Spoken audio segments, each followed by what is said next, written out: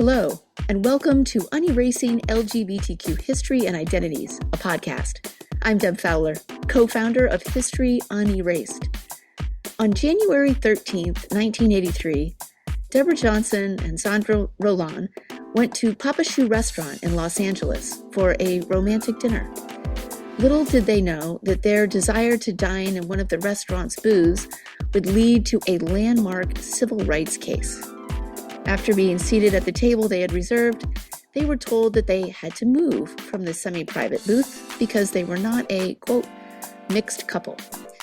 They refused to give up their seats, and when they were denied service, they began taking the names of all involved parties and contacted Gloria Allred, a well-known civil rights attorney. 42 years later, we had a chance to sit down with Zandra Rolón to hear about how this historic court case impacted her life. In another episode coming soon, you will hear from Deborah Johnson. But first, meet Zandra Rolón. Take it away, Kathleen. Thank you so much for joining us. Thank you for having me. Thank you.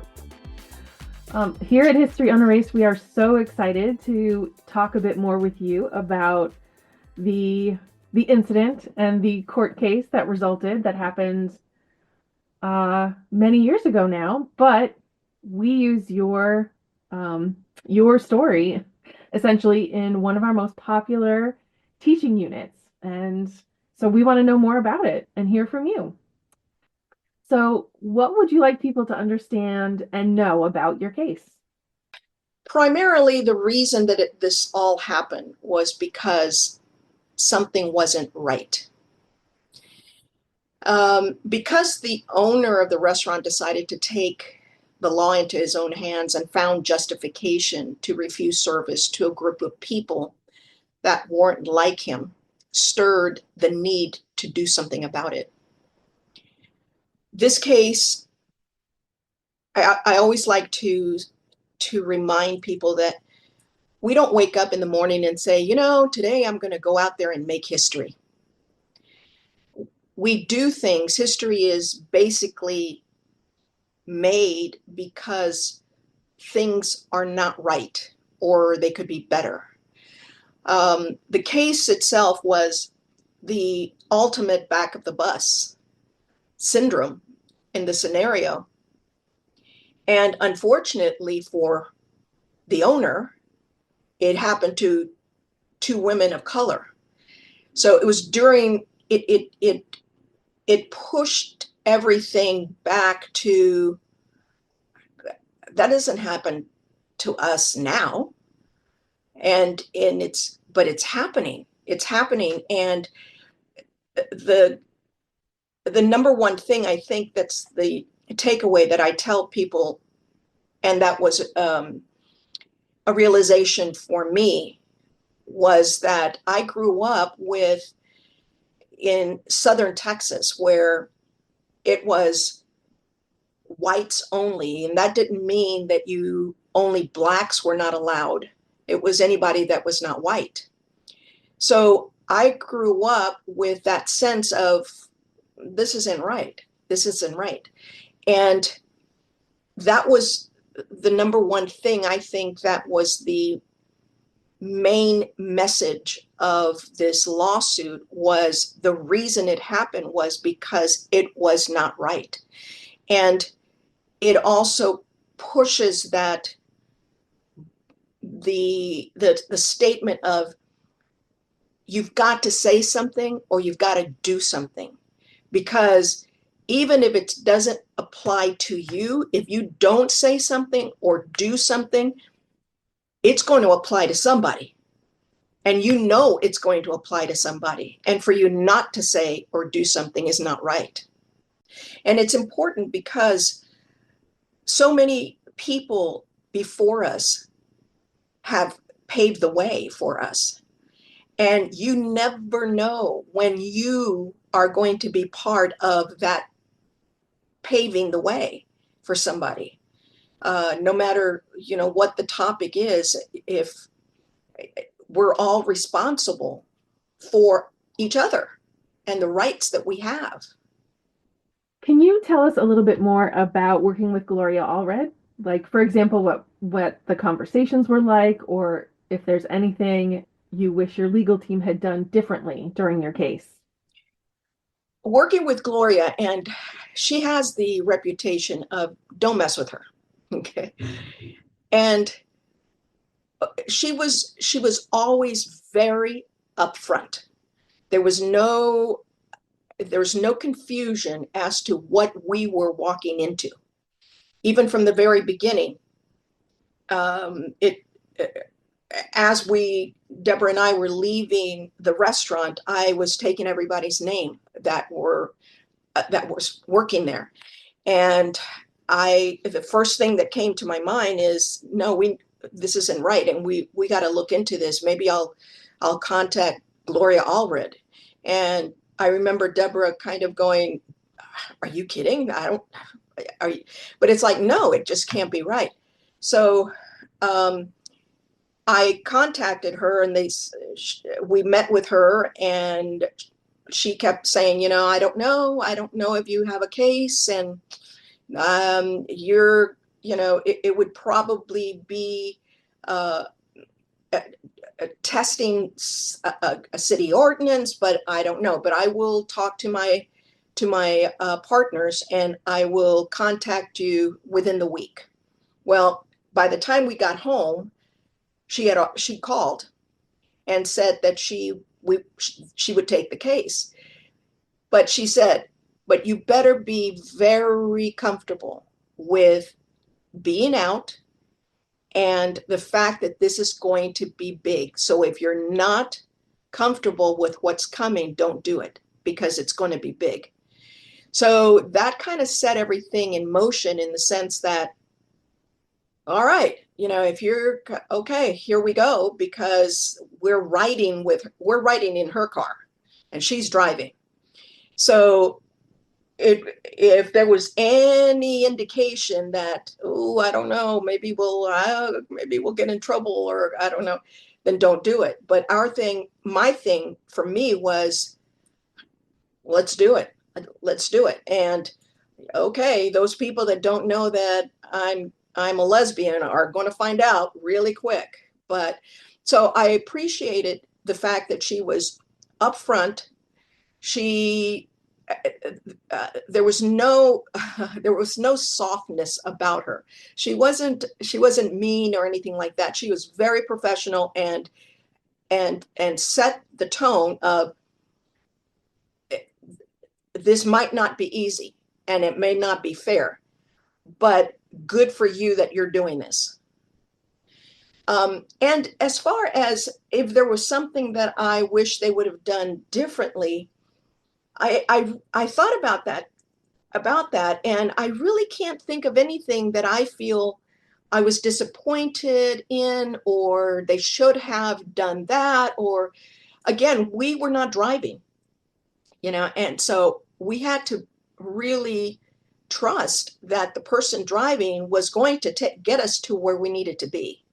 So there was a lot of trust in that category, as far as, all right, what's next? So yeah, I was very, very pleased, and I still am, with having gone in that direction with them. It had to be a very interesting moment in your life, basically, to hand over this situation, to hand over your life to someone who says, well, your life's going to blow up, but you just have to trust me. Yes, very much so. It'll all be fine. Yeah. So thinking too then about your life beyond the case, how about your friends and your family? Did they support your case? Or, how did they react? How much did you share with them? Well, that's an interesting question as to how much I shared with them, because it was on the news, so I didn't have to share. It was being shared. Friends were very supportive. They were a lot of them were like, "Oh my God, what the hell are you doing? What do you're going to be? Everybody's going to be watching you. They're going to be judging you. They're going to." they're going to be talking about you. And yet at the same time, supportive, because we were standing for, at the time, we didn't know this was what we were standing for, but it was going to affect people of color. It was going to affect gay people. It was going to affect women. It was going to affect just the basic law of what's right, as far as service. And it was, again, the back of the bus. It was another era of civil rights. And again, we didn't wake up one day and said, we're going to be part of history and we're going to change the law. And it made me aware of how things have changed, simply because people were courageous enough to say something. As far as my family, my mother was not happy. My mother was, she didn't speak to me for a while because I was getting calls. I lived in California, getting calls from cousins in Texas and Arizona and places going, oh my God, I just saw you on the news. Oh my God. And everything in the news was lesbian couple sues restaurant, lesbian couple sues restaurant. And I think primarily the reason that my mom was not supportive, in the sense of, she loved me, but she was not supportive, was because when gay people come out, you make your entire family come out. You bring them out of the closet also. They have to explain to their family or to their friends that didn't know they have a gay child, and they have to explain it. And they're going to be judged. They're going to be questioned. They're going and especially during that time, it's like, what did you do wrong that she's gay? So being out just to your friends and family is one thing, but the case brought everybody that knew me out of the closet. And my family was not pleased. So for a long period of time, I didn't get the support, the "you go girl," kind of thing. So a lot of times it felt incredibly lonely, and it felt, because of being Latina and growing up with a Latina mom, it was that, oh, I'm going to get in trouble. I'm going to get in trouble. And yet I was too far in it. I was too far in it. And it also, I had to remind my mom that when the whole thing of people of color could now sit at the counter, my grandfather, her father, took my cousin and I to one of the drugstores in Brownsville, and we had a ice cream float at the counter, and people were staring at us, but I didn't know why until I was an adult. So I had to remind my mom, you grew up in that era, and it was a person like your dad who said, we have the right. So, in a way, I kind of maybe got it from my grandpa. I don't know, but yeah, it wasn't the easiest for my mother at all. And that just can't be easy, right? Exactly. Oh. Well, and I love the connection to your grandfather. Yeah. And it's also just a great reminder that this history is not that long ago, right? No, it isn't. It No. really isn't. I mean, just as an example, um, my mother had relatives in Kingsville, which was like a 2-hour drive from where we lived. And she always stopped at this one gas station, always, never any other gas station. She carried a empty paint can in the back, behind my mom's seat, for the kids to use it for to go to the bathroom if we needed to, because the only place that she could stop to get gas was at this one particular gas station. And I didn't know that. We didn't know that until we were adults, that that was the reason. And we could only go to this one Whataburger, and it was a hamburger place. And the only reason we could do that was because she could not stop in certain areas because it was for whites only. So it wasn't that long ago, it wasn't that long ago. Yeah. As part of our unit for teachers and students, we have a lot of great primary sources that you provided, things like newspaper articles and documents related to your court case. And some of the newspaper articles are really fascinating, like the advertisements that the restaurant took out. So how did you feel about, or what did you make of the restaurant's reaction to your case? We were in our 20s, and so part of me, we were shocked. But it also, what brought up for me was fear that I think we're going to get in trouble. We might get in trouble for doing this, and everybody's going to know that we are doing this. And because it was a restaurant, it was an establishment, and we were just two kids as far as he was concerned.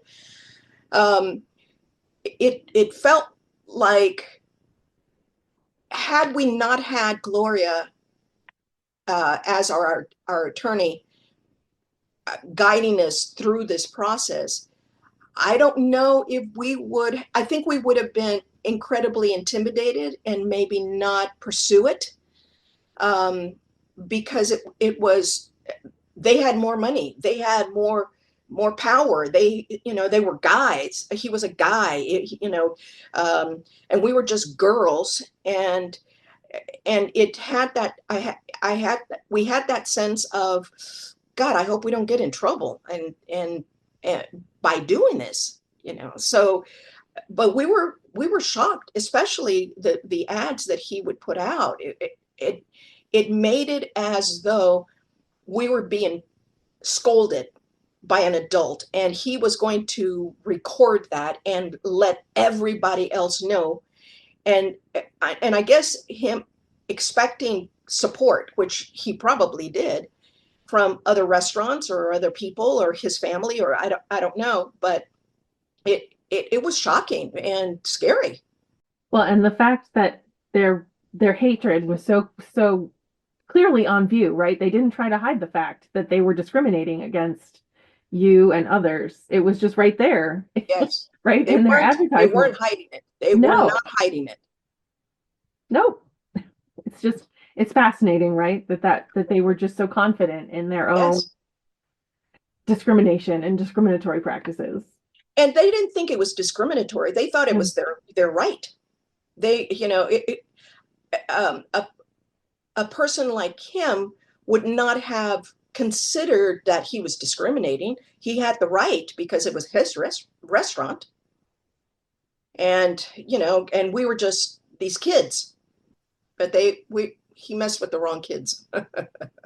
How do you think the social or political climate of the early 1980s influenced your case? Do you think maybe your case would have turned out differently if it were something that happened today? Yes, to the last question.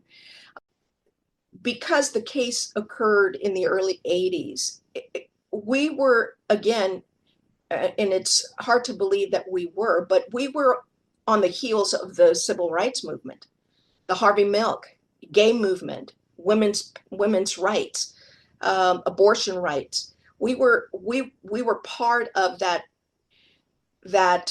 era, because things were still changing in the 80s. It was still changing. People being able to come out openly, women seeking, the right to have an abortion, reproductive rights. We were still in that era, but we didn't know. From time to time, we didn't know, and at this time also, we don't know that something else needed to happen. Oh yeah, and now this. Oh yeah, and now that. And until it happens, that's when one realizes that the work is not done. It's just who's being affected now and with what. And some of the laws are challenged that way. They're challenged by people that are victims of something that we didn't know was happening. And it raises the question of, wait a minute, is this right? Is this can't be right, can it? And you do the research, and you finally realize that something that should not be happening is happening.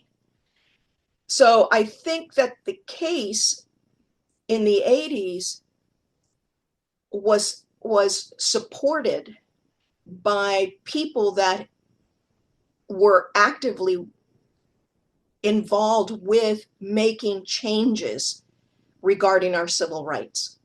So I think that was one of the reasons, because we got so much support from news stations and the papers and the interviews, all of the stuff that came. But I think it had a lot to do with the fact that we were still in the momentum of change. Still in the momentum of change. How do I feel about today? I don't know. A lot of our civil rights have already been challenged. Look at Roe versus Wade. Especially with the new political climate, even the roles of women, the roles of wives. It reminds me of, when I was growing up and we were watching television, black and white television, and the television shows where the woman is in a dress and earrings and high heels, and she's making dinner, and it's oh my God, are we moving backwards? And it's scary. It's scary. I have to say, it's just the things about the rights of trans changing and moving, and sports, and just the challenges that I think are at hand that can be possibly rewind. It's just it's scary. It's definitely scary. And what's next that's going to be challenged? Same-sex marriages? I wouldn't be surprised. And I know that will stir up a lot of pushback for sure, because there's too many of us that are legally married that you're not, no way that you're going to rewind that one. Well, and I think this is what makes your story and Deborah's story so important for our teachers and students to hear, because it's a story about everyday activism, and it's something that touches everyone. It's something everyone can do, right? Just standing up for yourself, standing up for others is going to be really important. And it's interesting because I when we were dealing with women's rights, giving interviews and speeches and things like that, I remember this one young woman who said, we were talking about feminism, and her thing was, well, I'm not a feminist. And it just I think my heart stopped for just a second, because I thought to myself, how dare you? You have no idea what women have done before you, to the point where you don't even know that you had no rights. And the fact that you can play boys sports, you can, you know, wear pants if you want, you don't have to put makeup on if you don't, all of these things is because of the women that came before you. So do not disrespect the women that have come to you by saying you're not a feminist. It's like, yeah, you are, doll. Yeah, you are. You're a free feminist. And that was also a label that we proudly displayed, as we do now, being openly gay and married and have children. Now we are open about that. And that's because of everybody that paved the way before us. And organizations like History Unerased and what you have provided is fantastic, because when they're learning about the stuff that happened, it was during the time of their moms and their dads and their grandparents. It's not like something we're learning about George Washington. It's like, no, it affected them. And what's fantastic is that what they're learning now has become history that they are learning, that they're going to then help them shape the adults that they're going to be and the parents that they're going to be.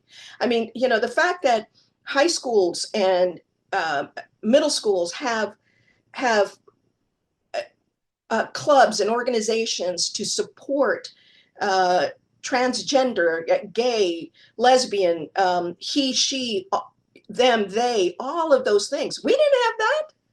We didn't have any of that. And now the fact that they have the support even in school, it's unbelievable. Beautiful, unbelievable. Unbelievable. I had I just retired in April as a physician, and one of the things I had several, I'd say 4 patients that were parents of children that had gone through transition. And it would just bring tears to my eyes, to the fact that what support, what love they had for their child to help them go through that transition, as opposed to kick you out of the house because how can you be that way, which is what a lot of us went through just to come out of being gay or lesbian, much less change your sex, change your identity. And I would always give them so much grace and appreciation for them doing that and being that for their child. The lives that were saved from suicide or drug abuse or depression or whatever. For those that don't have that, it's just amazing that the support system is here.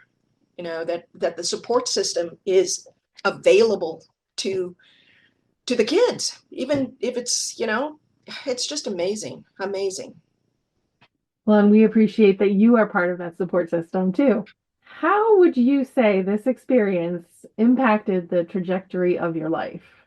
Especially after we won. I remember once the state Supreme Court decided in our favor, we had to go to the lower court judges and they had to override their decision.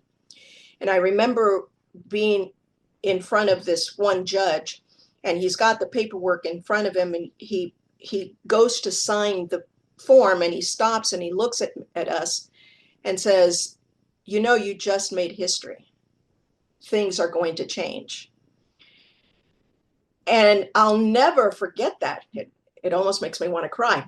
That it gave me the confidence of I'm not going to get in trouble if I say something that's not against something that's not right.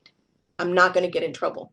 And, for that split second, I was a kid. I was a kid talking to my mom going, I'm not going to get in trouble. I'm not going to get in trouble.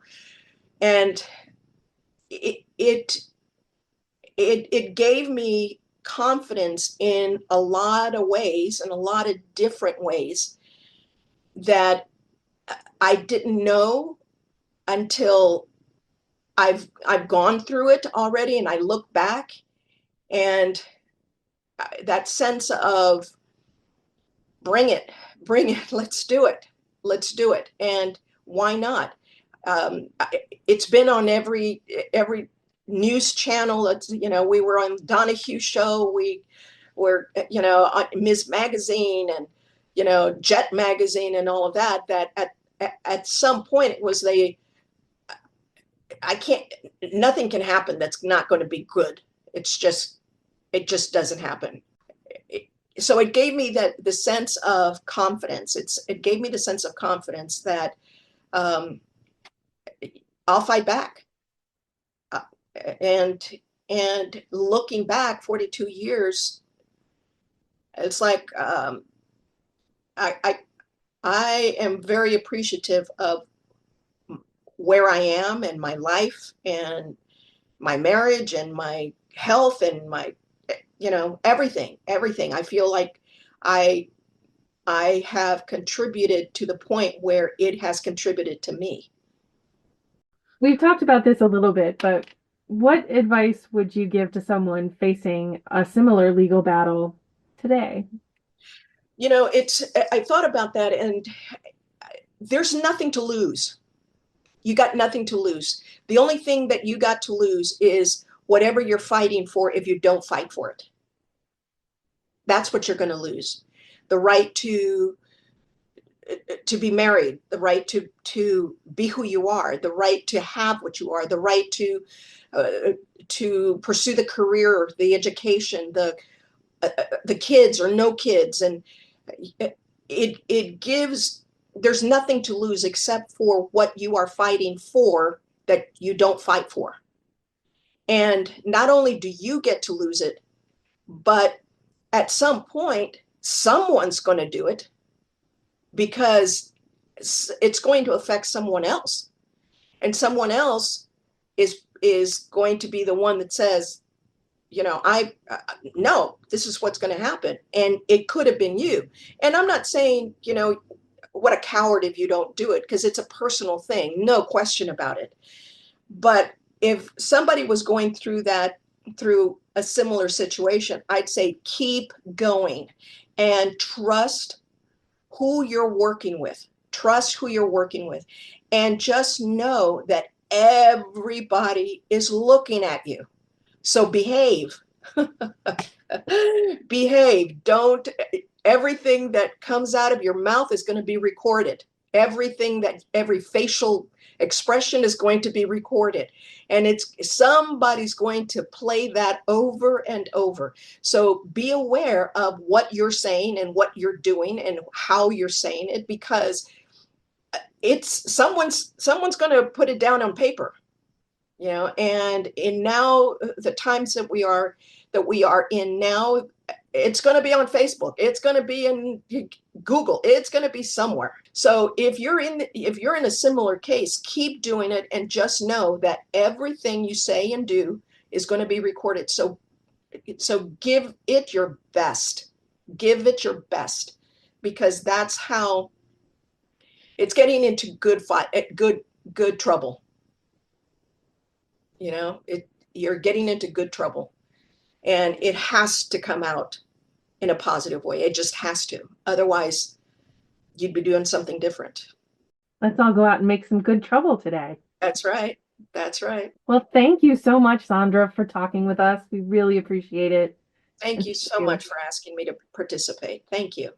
Thank you. And thank you for all you have done to support History Unerased and share your story with us. My pleasure. Always my pleasure. And thank you for the work that you do. It has definitely made a change, and it's going to continue to make changes. So thank you. Kathleen Barker is History Unerased Program Director and is a library and information specialist and public historian with over 20 years of experience as a museum and library educator. This podcast is funded by the New York City Council. It was developed by History Unerased and produced and edited by Dynamac, our podcaster and youth equity program director. Our theme music is 1986 by Brother D via Tribe of Noise. Please rate this podcast and share. I'm Deb Fowler. Thanks for listening. And visit unerased.org to learn how we are putting LGBTQ history in its rightful place, the classroom.